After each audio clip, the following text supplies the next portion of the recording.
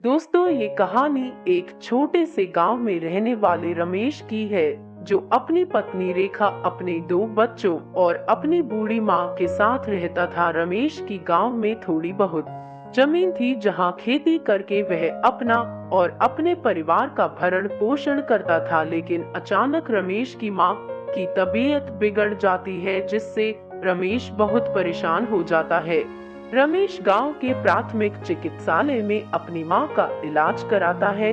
कुछ दिनों में उसकी मां ठीक हो जाती है, लेकिन बुढ़ापे के कारण उसकी मां की तबीयत अक्सर खराब रहने लगी, जिससे रमेश काफी परेशान रहने लगा। मां की तबीयत अक्सर खराब होने के कारण रमेश और उसकी पत्नी दोनों में बात बात पर अनबन होने लगी। छोटी छोटी बातों में दोनों में कहासुनी होने लगी, जिससे घर में तनाव की स्थिति पैदा होने लगी। रेखा माँ के तबीयत खराब होने की वजह से रमेश से अच्छे से बात नहीं करती थी। एक दिन रेखा ने रमेश से बच्चों के साथ शहर जाने की बात कही। हम लोग वहाँ किराए पर रहेंगे और आपको वहाँ अच्छा काम भी मिल जाएगा, जिससे आप भविष्य के लिए बचत कर सकते हो।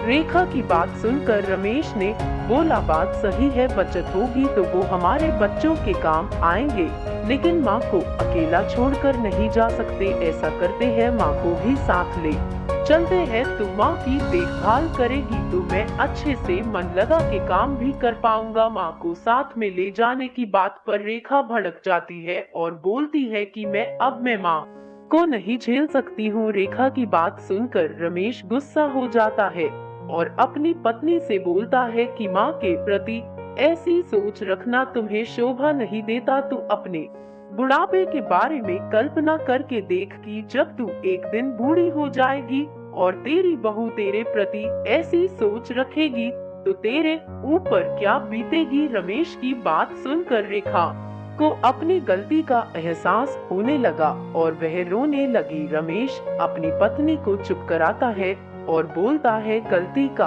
एहसास करना ही सबसे बड़ी बात है। तुम्हें अपनी गलती का एहसास है, माफी मांगने की कोई जरूरत नहीं है। फिर क्या रमेश अपने पूरे परिवार के साथ शहर चला जाता है। वहाँ रेखा बेटी की तरह माँ की देखभाल करने लगती है। रमेश को भी एक कंपनी में अच्छा काम मिल जाता है। पूरा परिवार पहले की तरह फिर से खुशहाल जीवन जीने लगता है।